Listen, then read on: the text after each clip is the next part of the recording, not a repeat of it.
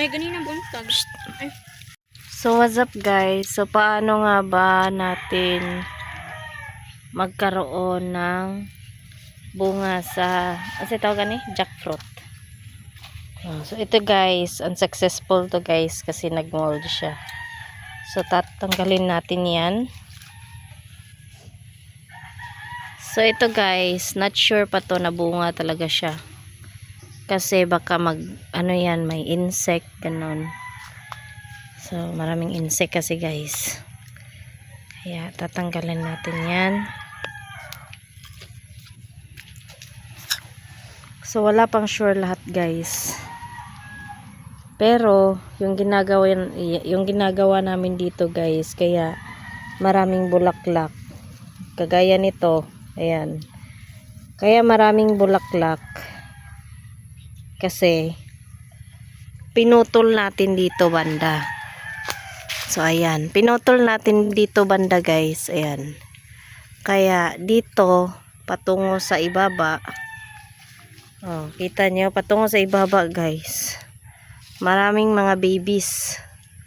Oh, maraming siyang babies. Oh, nag-sprout na yan. Oh, oh isa, dalawa. Oh, so maraming nag-sprout sa kanya guys. So pinutol lang natin dito. Tapos pababa siya guys. Marami nang nag-sprout. So kung yung jackfruit nyo is, yung langka nyo is hindi nagbunga or just like ganito lang yung maraming yung mga marami. So yung gagawin nyo lang guys is mag-trim lang kayo.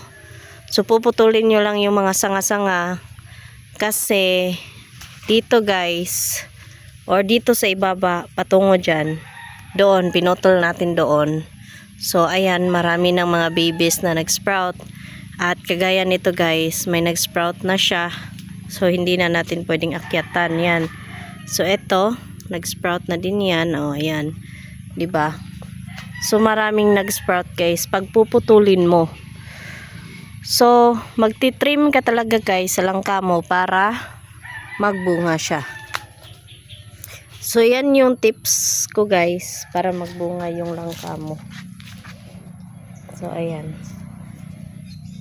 So dapat din guys kung magti-trim ka guys, dapat siya dapat maarawan talaga. Either yung bunga or yung ito maarawan, tapos ayan yung sa So maarawan talaga siya. So ayan guys.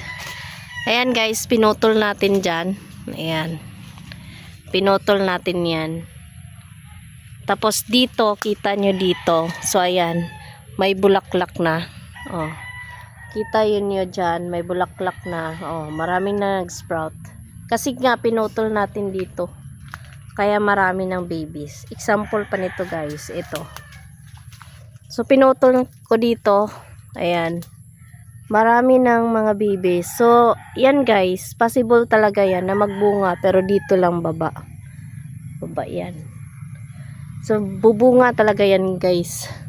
So dapat guys, putol-putol talaga minsan. Putulan mo yung langka mo. So ayan, pinuputulan ko para magbunga. So maraming bunga guys. Ayan. Kita nyo, sobrang daming bunga. Oh. Oh, ang daming bunga no. So ganyan lang yung gagawin nyo guys. Putol-putol lang din minsan. No? So ayan guys. So maraming bunga siya guys. Oh, ayan. Pinutol natin dito. Ayan, maraming bunga. Oh. Namumulaklak na yan guys.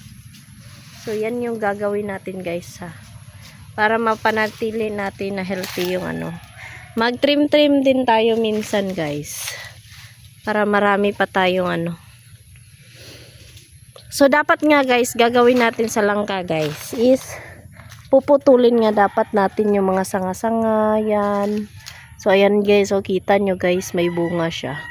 So hindi ko alam kung mag-work yan or hindi. So depende lang din. So ayan. So ayan siya guys.